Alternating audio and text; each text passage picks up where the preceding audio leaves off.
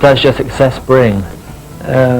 It's been both good and bad. I mean, we just finished a new album, for instance, and I mean, we've had a lot of pressure on us to do an equally good one. But on the other hand, I mean, we've been in the business for like 10 years before this international success has happened. So the only thing you can do is just do the best you can and work hard. No, I think it's mainly the biggest pressure is the one that you have on yourself. To get, I mean, if you have a #1 record in the States, or like we had 3, everyone's going to think that if you have a #2, the next time it's going to be the biggest flop of the year. Anyway, that's the way it's regarded in Sweden. Anyway, you know, it's like everyone sees us as some sort of a magic thing, you know. So I think the biggest pressure comes from ourselves. So we don't really have a pressure from the record companies or anyone, but it's just from the two of us. And yeah. Things for other Swedish bands? A lot of Swedish bands who sing in English now. most of them, all of them sang in Swedish.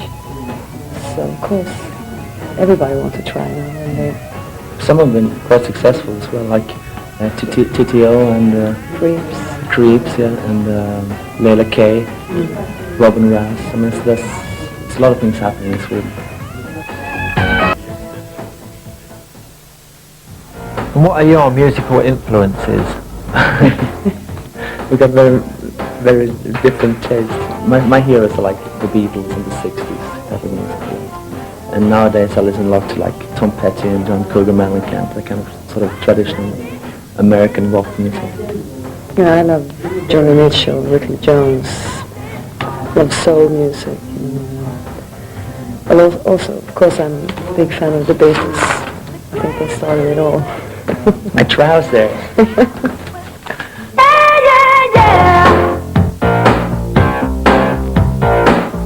And what elements of your life do you miss now you've got this enormous success? I think it's time. I mean, you spend so much time working and traveling and doing all the things that you want to do, but you miss like your old friends and your parents and relatives, and you're never at home anymore. You live in hotels, so it's that's a negative effect as well. But on the other hand, I mean, this is probably once in a lifetime that you can have something like this, so it's you might as well work hard. Of course, you change.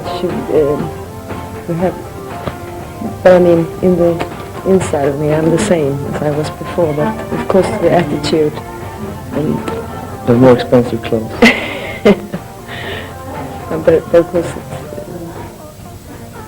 I think for me, I think I'm getting more afraid and more suspicious of people because everybody is always around you, always grabbing me.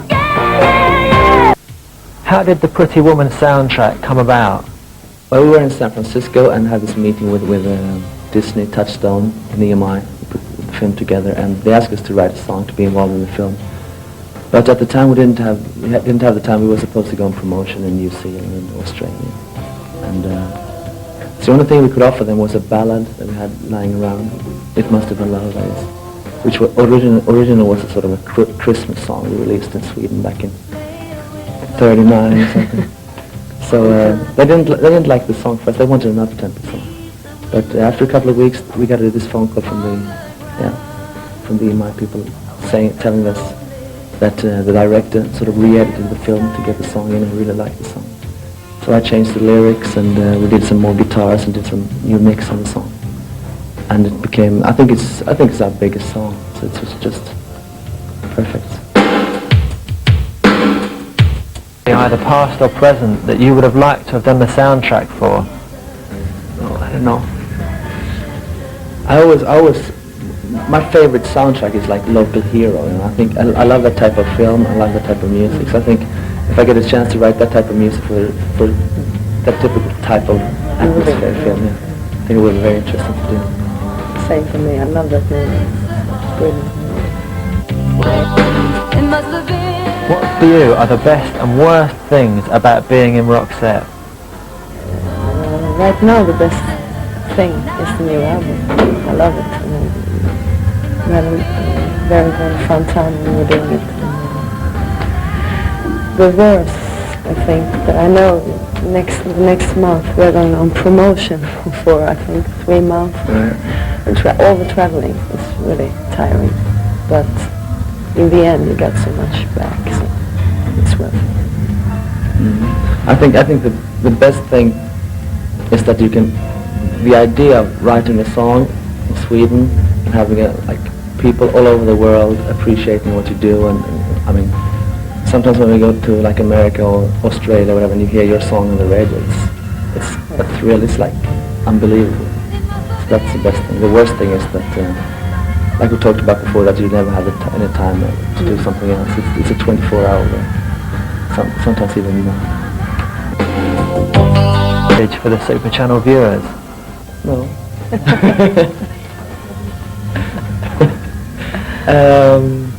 Have a great Christmas. That's all.